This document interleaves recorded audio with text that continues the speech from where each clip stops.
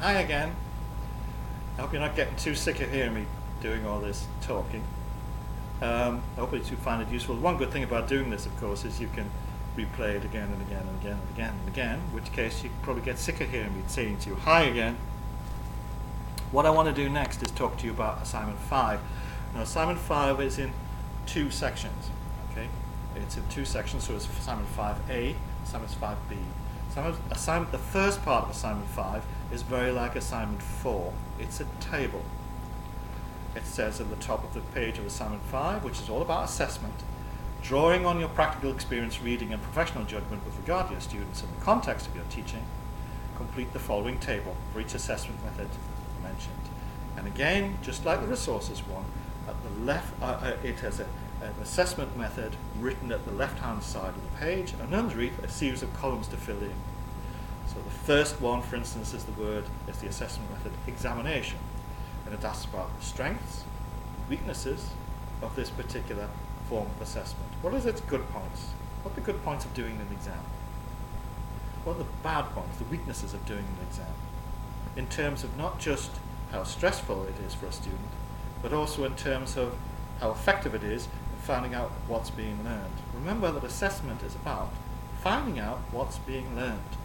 Is exam a good way of doing that for all subject areas and contexts, and for all student groups and all individuals? What are its strengths? What are its weaknesses? Column 3 says best used for. So think about the kind of subject areas, the kind of students, the kind of contexts in which an exam is an appropriate way of assessing. Column 4 says, is this a formative or summative method of assessment? Formative you can think of as continuous assessment during the course. Summative means to summarize what's been learned to a certain extent. Now, I'm not saying you should choose one or either of these, but they should make a comment about whether you think on balance this method is formative or summative and why. Column 5 deals with the business of the stress level for the students. What you could do here, for instance, is give a 1 to 10 stress level gauging, 1 being low, 10 being high. The more stressful this is for a student group, the higher the number you could give. However, it might be useful also to put in a qualifier and then say in there saying, well, for some students it's less stressful than for others, and to say why that is the case.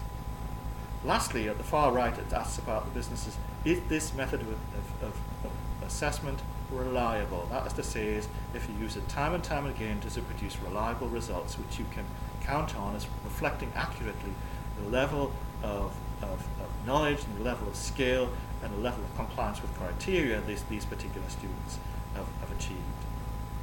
How reliable is this method? Some methods you could judge as being more reliable than others, or when you repeat them over and over again.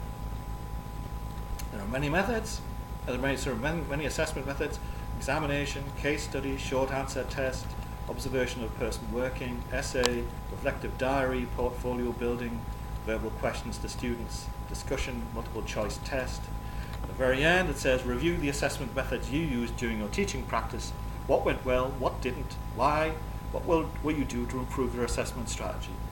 Look at your TP, look at the methods you used, both formatively and summatively, to assess your students, the formal and informal methods you used, and look at what worked, what you found really useful, what you found didn't work terribly well. Say why in both contexts.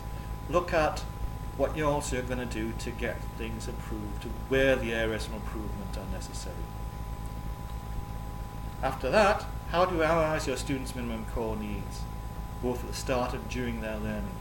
What methods do you use to find out what their literacy, numeracy, ICT, and communicative skills are like just when you start the course, and how they progress with these during their learning? There are methods. We will talk about it further when we get to the business of looking at diagnostic and initial assessment. But think through that, what methods you're going to use to find that out. Now that's part 5A sorted. Okay, so I shall shut this video off now, and next video will deal with part 5B. Okay?